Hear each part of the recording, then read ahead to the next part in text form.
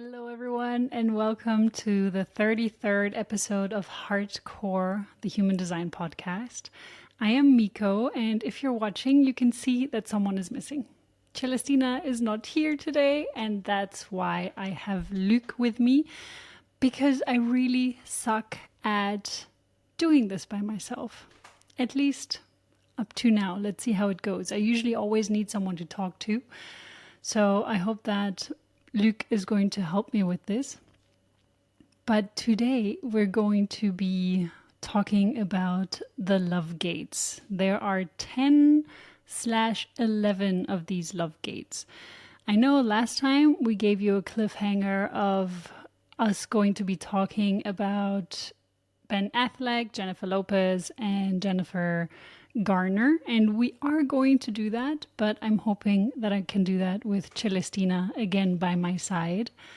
So that's why today we decided to do the love gates first.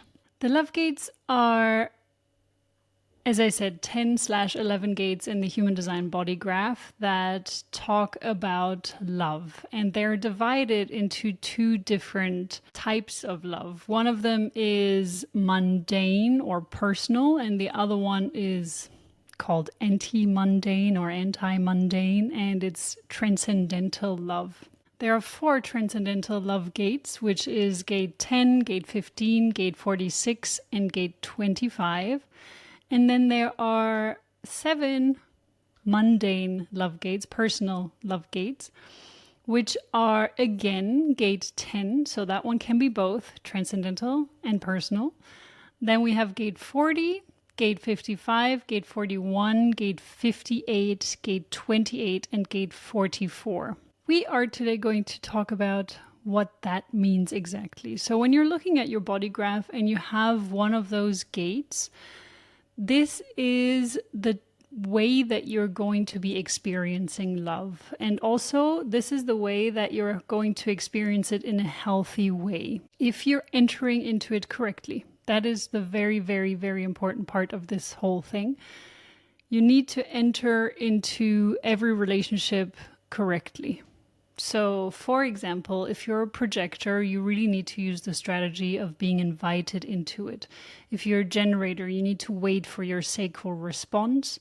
Then, of course, you also have to add your inner authority. So, whichever your inner authority is, you need to follow that as well.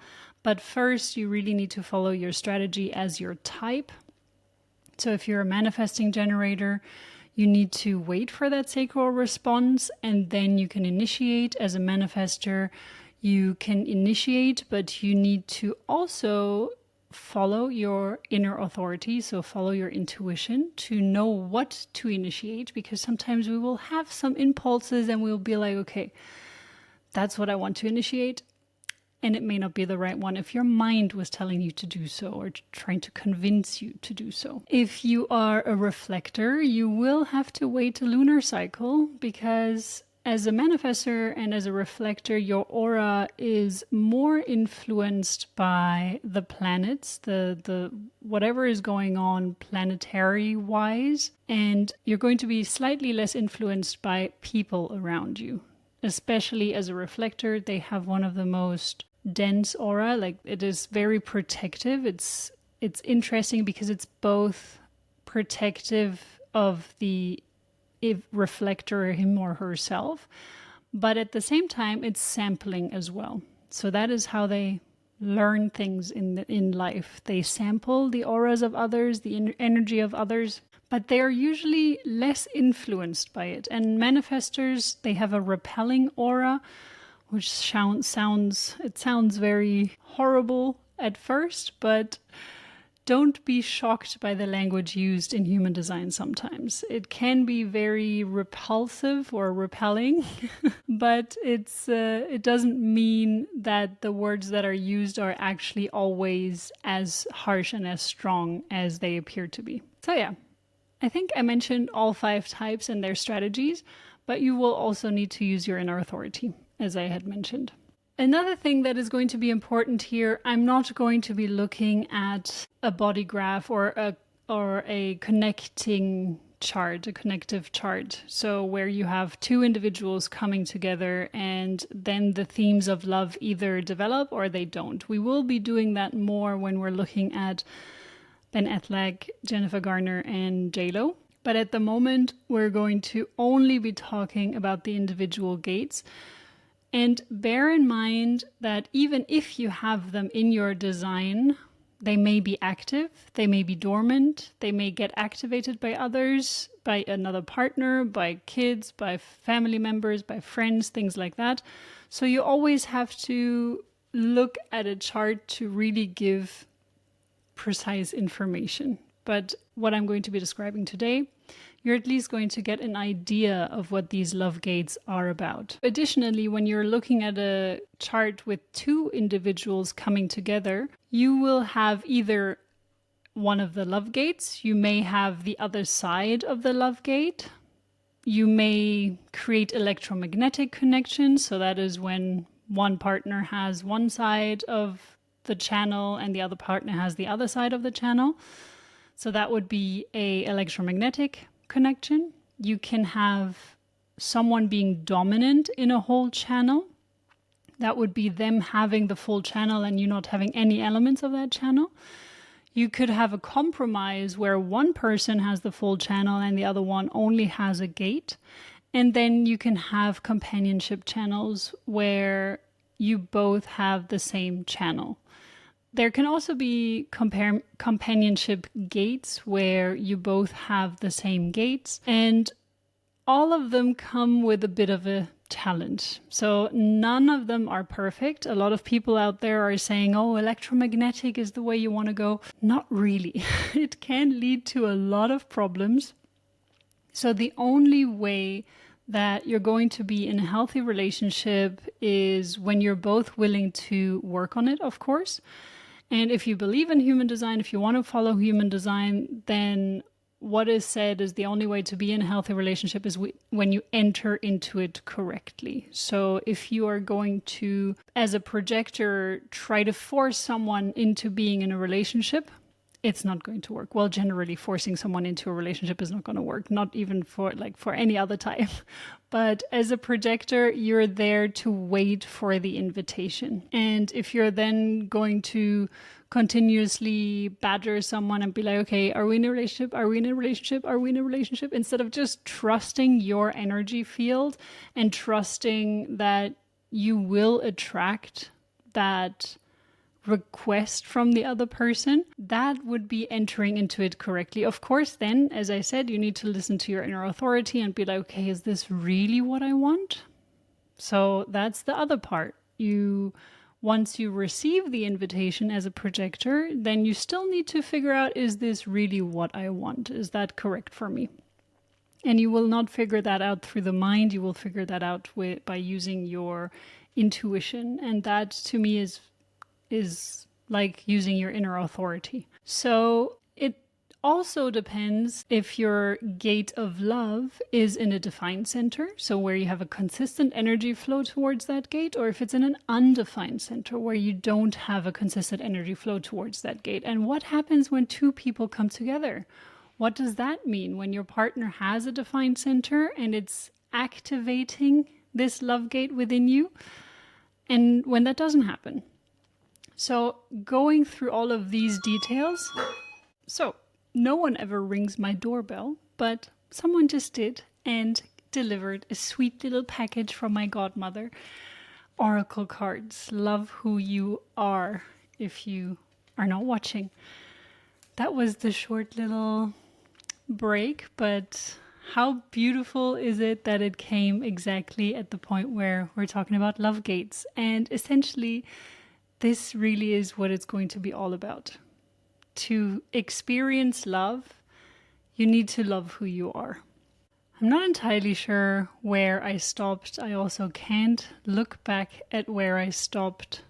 So I'm hoping that I'm not going to lose too much of where we're going with this. I think I was talking about the undefined centers in your chart and in having them in connection with the love gates. So yeah, it just really depends on how these love gates show up in your design, whether they're dormant or continuously active in you. But the main thing about all of this is that you really enter into things correctly. And as you will see, these love gates sound beautiful at first. When you hear, oh, love gates, that's great. They do have quite a few challenges in them as well. And when you're living in your shadow and when you're not entering into things correctly, the shadow is going to come out within the relationship, within your life, no matter what. When it's an active gate in your chart, you will express more of the shadow side than the positive aspects of this gate. So let's jump in. We are going to start with the transcendental love gates. And we're going to start with gate 25. So when you're looking at the mandala around the human design chart, gate 25 is in the quarter of initiation in that mandala. And every quarter represents something about the gate as well. So it is something that is transpersonal, the gate itself, and it is a love that needs to be initiated, as this quarter says, is the quarter of initiation. The gate is often seen as an element of the priest or the priestess because they try to initiate the people that are listening to them. And they have this love for the people that they're trying to initiate, that they preach to, but it's a distant love. It's a universal love. And this is what the 25th gate is all about. It is really about a universal kind of love. And it is a romantic gate, but it is a very, very individual gate. So it has nothing to do with making this personal. If you have this in your chart and you interact with others, and let's imagine you only have this gate in your chart, then what may happen is that you do have this unconditional love for everything and everyone around you, but it is not towards an individual. It is loving the tree as much as you could love a dog, as much as you could love a human. So it is very universal. And that can be difficult to understand for some. All of the gates that I'm going to be talking about, gate 25, 15, 46, and 10, so all the transcendental love gates, are part of the vessel of love. So the vessel of love is an incarnation cross, and if you've met someone that has the vessel of love, they are very much like that. They have this anti-mundane or not very personal kind of love aspect to them. Of course, they may also have some other love gates in there as well that are more personal. But when you're interacting with someone like that, you shouldn't try to make it into a personal love. You can be in a relationship with them, but it's still a very different kind of love. So as you can see, it's going to be a bit challenging to talk about some of these gates or to explain some of these gates because it takes a whole new level of understanding. And when we're looking at it from a not-self perspective, when we're looking at it from a conditioned perspective of what love should be, these qualities can be very difficult to understand. Gate 15 is the next gate we're going to look at, and that is in the quarter of civilization. So if you're comparing gate 25 to a priest or a priestess, Ra says that this one should be compared to a politician.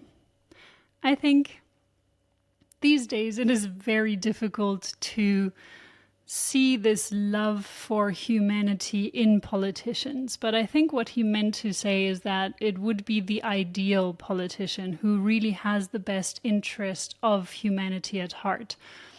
And to do that, it is about giving the proper rules, proper education, and proper support for moral development in order to create a society that doesn't want to kill each other.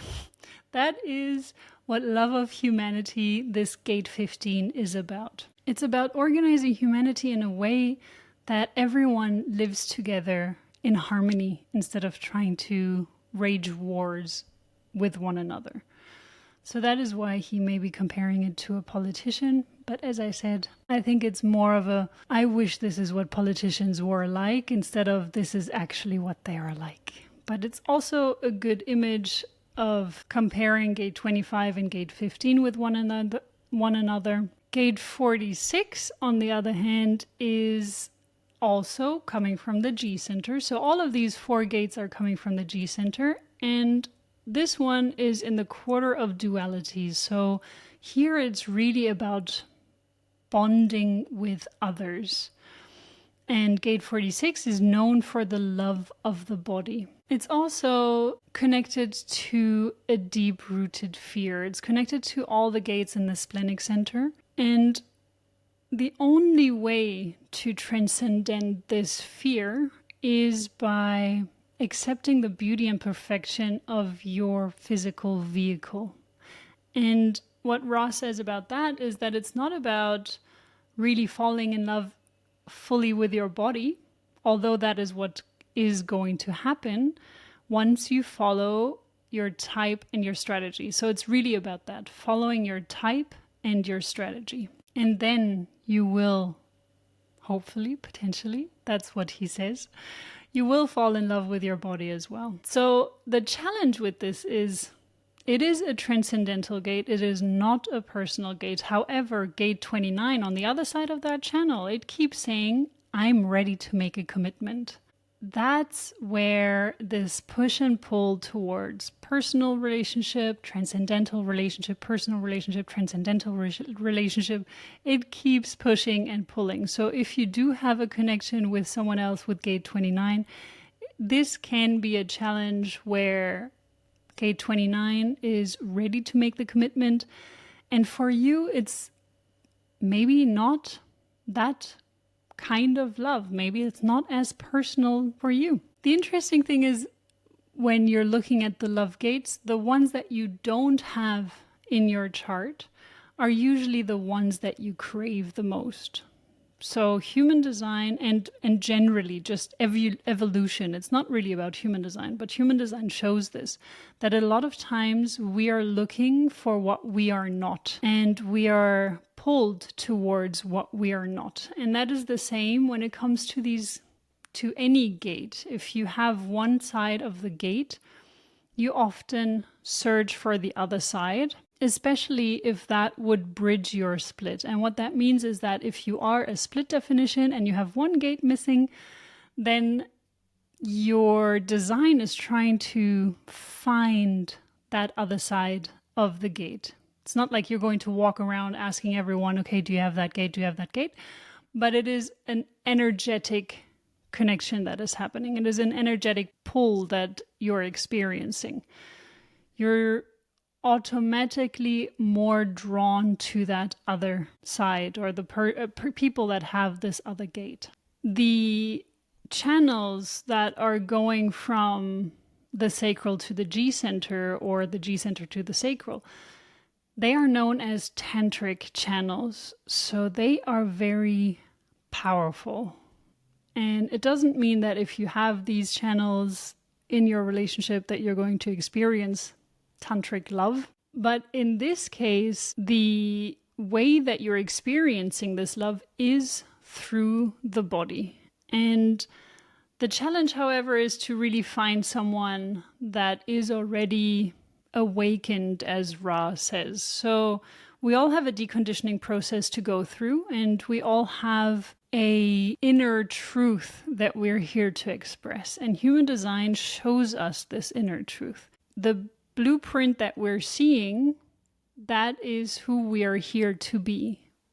The challenge is that we are often being conditioned through everywhere where we are open in our chart, whether it's gates or channels or whole centers. That is often where we are conditioned to believe that we are this, we are that, but we're actually not. And even within the things that are defined within us, we can express it in our not self.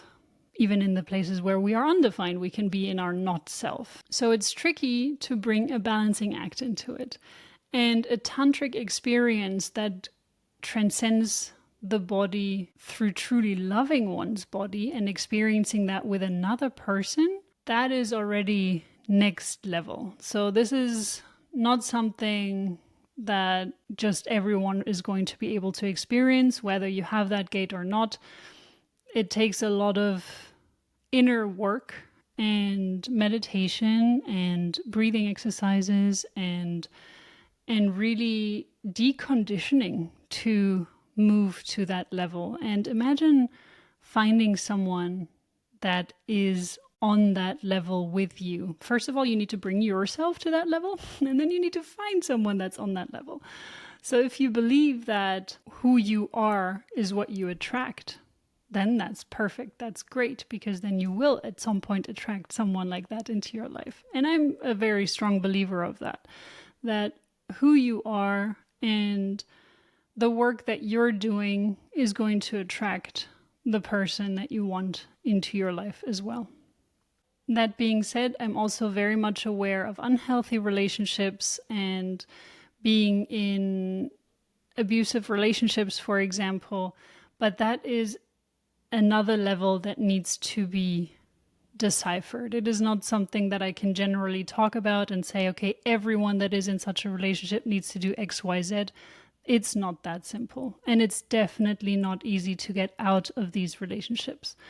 So just bear that in mind. It doesn't reflect who you are if you are in a relationship with someone that is abusive. Don't take it that way. The only thing that you can do is to figure out how to get out of this relationship. And once you manage to get out of it, there is a lot that needs to be done and cleared so that you don't repeat such patterns. Because a lot of times I see individuals who are going through such challenging relationships, they finally manage to get out of it. A lot of times the average is 7 times trying to get out until they finally manage to get out of it. So it's a very, very tedious and difficult process. And the important thing is that if you do manage that, to take that leap, to clear whatever it is that keeps you going back into such vicious circles. Now we're going to be talking about gate 10. And gate 10 is the one that's on the verge. It's the one that can be transcendental. It's the one that can be personal. However, the personal side of this gate will still always have the transcendental side to it. There's always going to be that element in gate 10. Gate 10 is the love of being alive in the world. And it's a gate that Ra had. He speaks of it that it can be pretty harsh in some ways, because people that don't have that gate and that don't recognize this, they have a tendency to see this as cynical, maybe. It's someone that loves the world just the way that it is. It's not trying to change it. It's not trying to say, okay, there should be less war on this earth. There should be more peace on this earth. It's just the way that it is. That's how they are in love with it.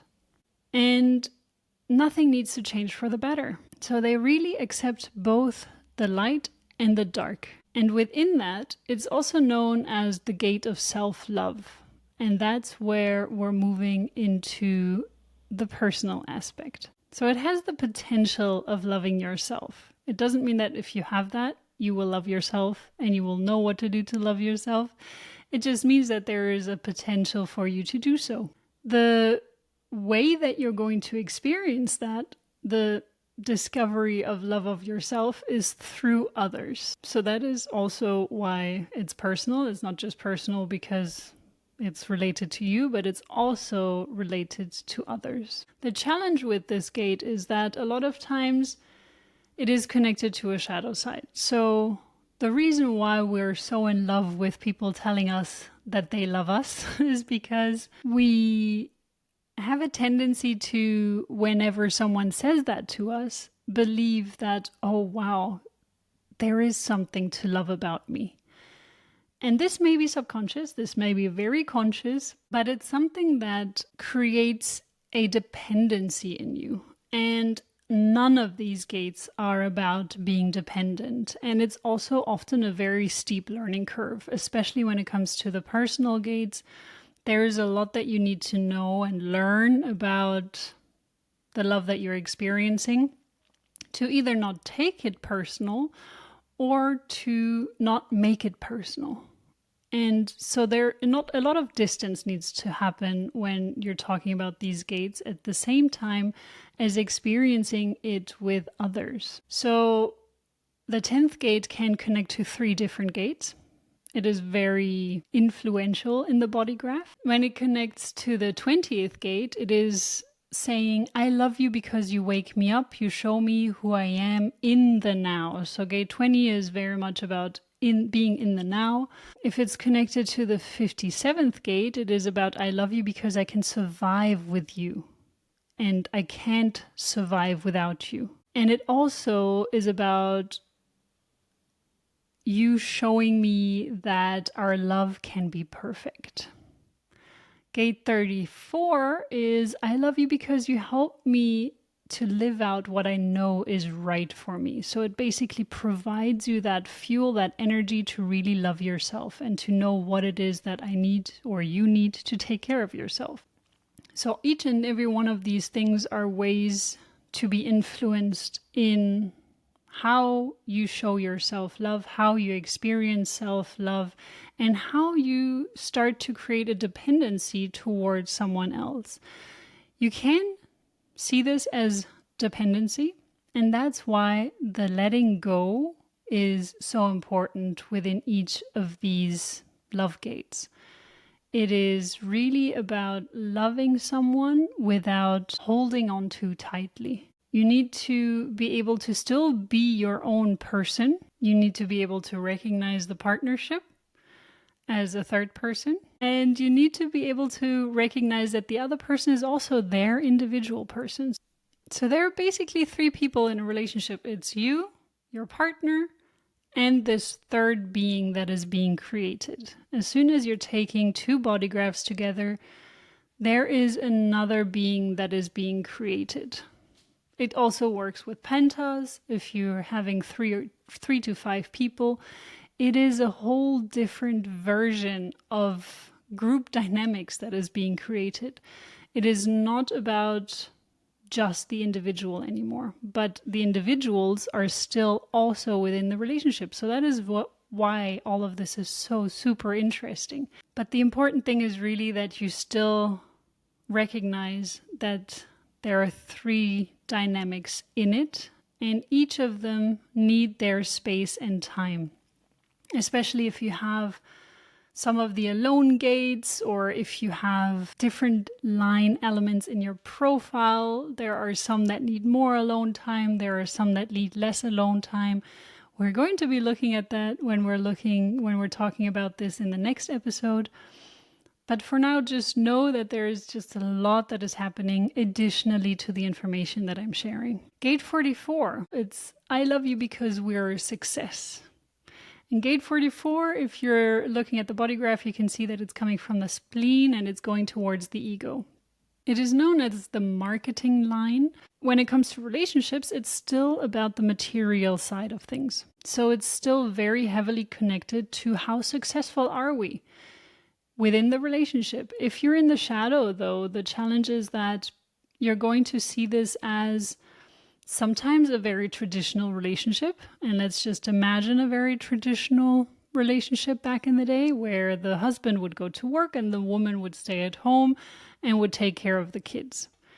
The husband, when in the not self, he will think, okay, I'm the breadwinner, and the success that we have material-wise is because I am bringing in the money. So that's why we can afford this house, this car, this whatever it is that they can afford. In the healthy version, it is a recognition for both partners and their talents.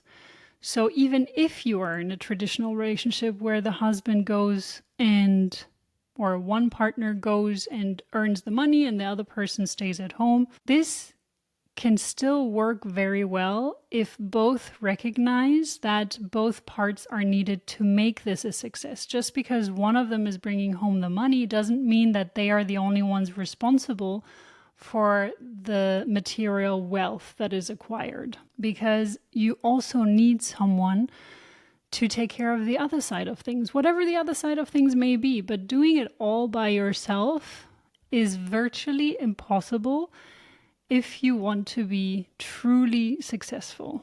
And gate 44 in a love relationship is a lot about they feel successful in their love when there is this wealth. And if individuals that have this activation fall into poverty, it will have a huge strain on the love aspect.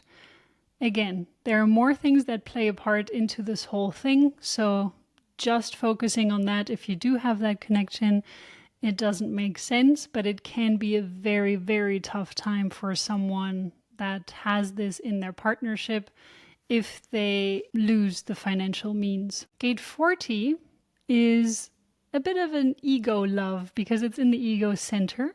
It's connected to the stomach. So yeah, that may be where the quote comes from, that Liebe geht durch den Magen. Love goes through the stomach. I don't know if that exists in English, but in German it's a big thing. And in my family, it's a very big thing. So gate 40 is about, I'm doing this for you, so you better love me. And you can see how this can be very, very unhealthy when you're living in a shadow aspect. You need to bring it up all the time. You need to tell them all the time that I'm doing this, so you need to do this for me. It also depends if you have the full channel, if you only have gate 40, or if you maybe only have gate 37 on the other side. But this is a theme that comes up, and it's also a way of love for that person. So these individuals, they often need someone to provide for.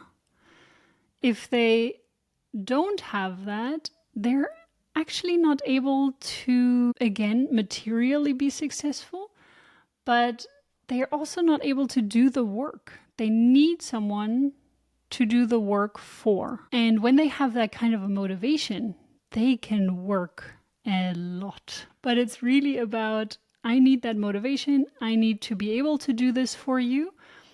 But then on the other side, they also need this bargain, as in, if I do that, then you do that. So for example, if I bring home the money, then you cook food for me that I enjoy eating. So that's where the stomach comes in. But it's more than that, of course. As with every gate, there is much more. Just for you to kind of grasp the different kinds of love that are out there and how they can maybe influence you in your relationships. I find that super fascinating to see that the things that we're arguing about in relationships, the things that are challenging in our relationships, they are in our human design body graphs. We can see these things.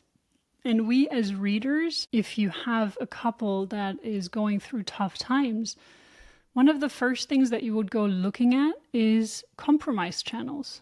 You will find a lot of information in the compromise channels. You will find a lot of information in the love gates, whether it's connected or whether it's defined in a defined center or undefined center. There is a lot of information that comes out through reading a couple's human design body graph. And even in families, even with friends, even with business partners, there are many insights that you can gain from that. Gate 58 is the next one we're talking about. And that one is about a love that pushes you to be better. As a gate 58, it always tries to correct the other person. And this, again, it's important not to take it personal, even though this is a mundane type of love. It's a personal love. But you cannot take it personal per se. So you can't, when the other person has this way of correcting you all the time and you're going to take it personal, it's going to affect you a lot. Of course, how can it not? Of course it's going to affect you if the other person is going to be nagging on you, quote unquote. It doesn't mean that they are doing it. If they're in their shadow aspect, yes, it's nagging. But if it's in their light aspect, if they really live out this element of their design in a positive way, it is never a way of trying to improve you for their personal benefit. It is always a recommendation that they share with you because they want to help you become a better version of yourself. But if it is in a shadow aspect, you're just going to see it as nagging. You're going to see it as someone that is continuously complaining, and you can never be good enough for that person. And that is when it becomes very difficult. So try not to take it personal, but if it's really bothering you, it may not have been the right way of entering into the relationship. Or maybe there's, of course, other challenges where the other person is just not in their light aspect yet. Gate 41 is the next one we're going to be talking about, and that is the only one in these love gates that is connected to sex. It is actually connected to fantasies, and that's what makes it a bit challenging. Because what can happen is if someone in the relationship has the gate 41, is that they're fantasizing about others or about a different version of the sex life than the one that is actually happening. And if you're a very, very jealous partner and you can't even handle someone fantasizing about someone else, that can create a lot of issues. Of course, jealousy in itself is an insecurity. It is something that you need to work on within yourself. But that being said, I also believe that the partner plays a big role in this. You can be a very secure individual, but if your partner continuously gives you reasons not to be secure within yourself, it is going to lead you down the path of being insecure. And if eventually it's just not going to work. That's why trust and feeling safe and secure in a relationship is so important. And if one of you is extremely insecure, it can, of course, have something to do with your past, with things that happened to you in your past, which is always why I think it's so important with every partner that you enter into a relationship to see it as a new beginning. It is a whole new person. It is not the same thing at all. You are not the same person that you were, and you're not the same person as you are with this person. You are an individual, and as you can see in human design, you have your own imprint, you have your own design, your body graph, who you are. But as soon as you're connecting with someone else, you are influenced in certain ways. And in human design, when you're looking at connection charts, there are some elements that you can recognize within the other person that everyone else is going to recognize as well. Those are, for example, if you have companionship channels. These are channels where you both have the same channel, and this is where you really truly recognize the person for who they are in that aspect. If you find someone that has the identical body graph to you, so basically born at the same time, same place, it's something that you truly resonate with, and that is pretty much the only person that you can fully relate to, that you can fully, completely see for who they are, because this is also a reflection of who you are. Everyone else in the world, you will see differently than the person next to you. We all see each other very differently to other people, because we bring ourselves into the picture automatically. There's nothing we can do about it. It's like wearing a certain color of tinted glasses and everyone else has a different tint. Everyone else is going to see something completely different because we have our own unique way of seeing someone and things around us. And when we come together, we create a whole different thing. That's also why the love that you experience with every partner or every person that you love on this planet is always going to be different. It's never the same. Even if you would have someone that has the exact same gates, there's always more layers to this gate. You have color tones and bases as well. So there's just so much that goes beyond the gate and beyond the line that you don't see, and that still plays a big role in everyone's chart. And then additionally come all the experiences that these individuals had. Even if you find someone that has an identical chart to one of your exes, for example.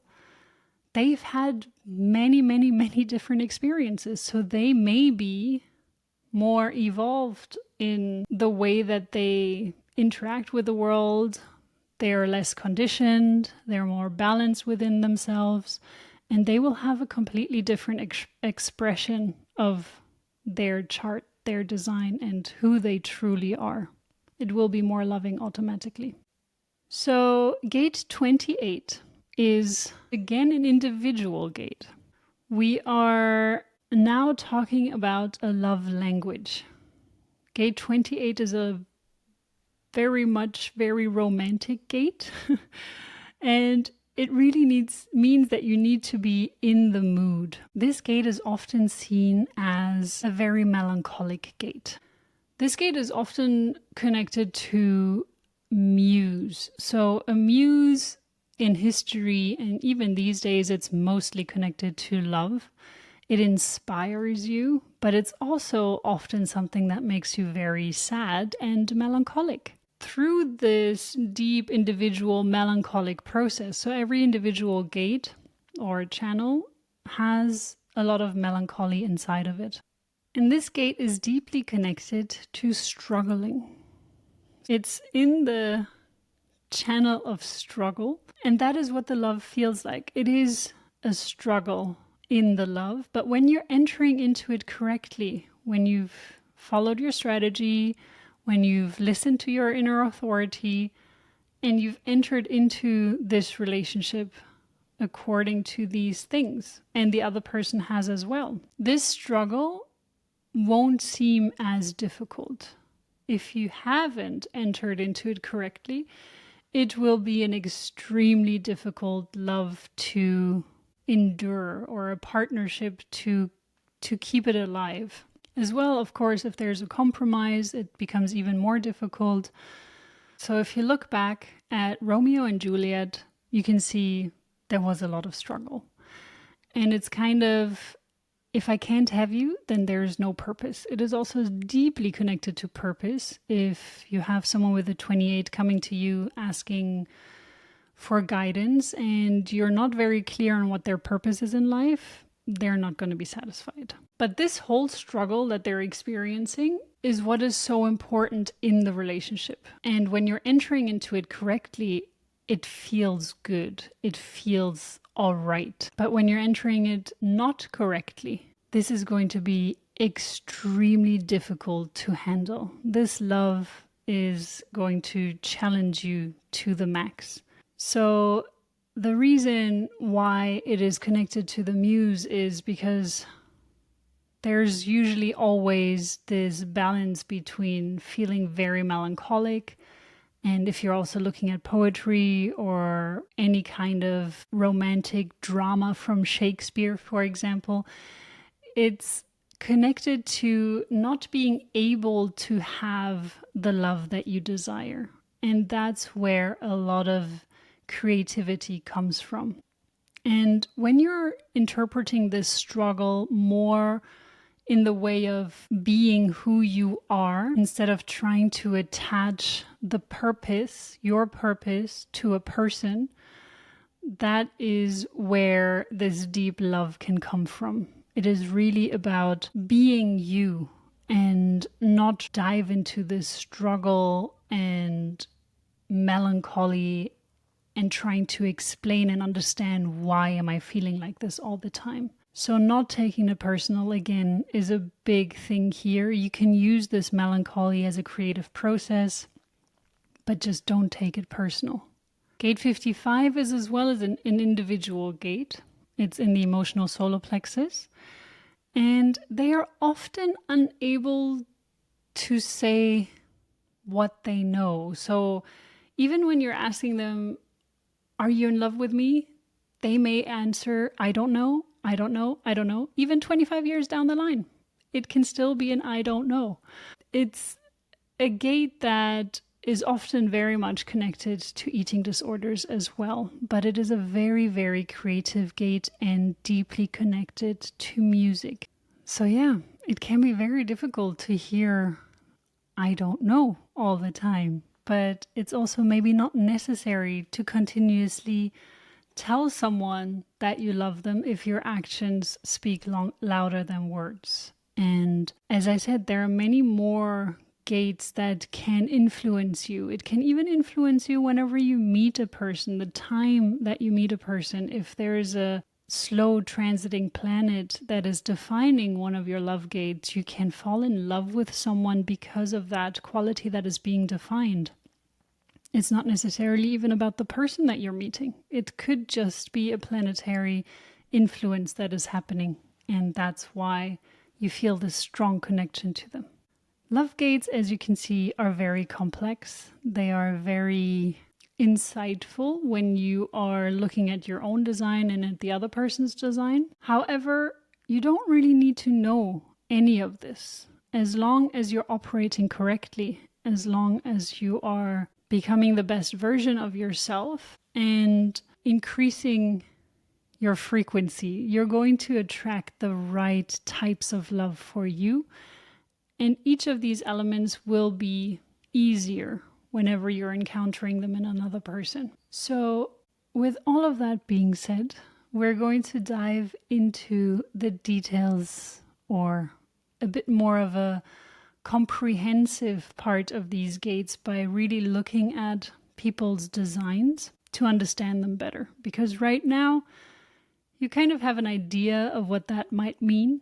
But to really understand it, you need to see it in action in someone's design, because everything plays a part. The type of the person plays a part, the line in which the gate is, the way that they're connecting to others. As I said, even the planetary transits play a part, play a role in whenever you're connecting with someone. So I hope that this episode was a good one for you, that you enjoyed it, even though it was just me today. Sadly, but I hope Celestina is going to be able to join again next time. She had way too much on her plate today, or this week. It wasn't just today. These last 2 weeks were a lot. She had to move. She had to train people for her work. So let's hope she can join us again next week. Until then, have a beautiful rest of your day or rest of your week whenever you're listening to this, and we hope to see you soon. Bye, everyone.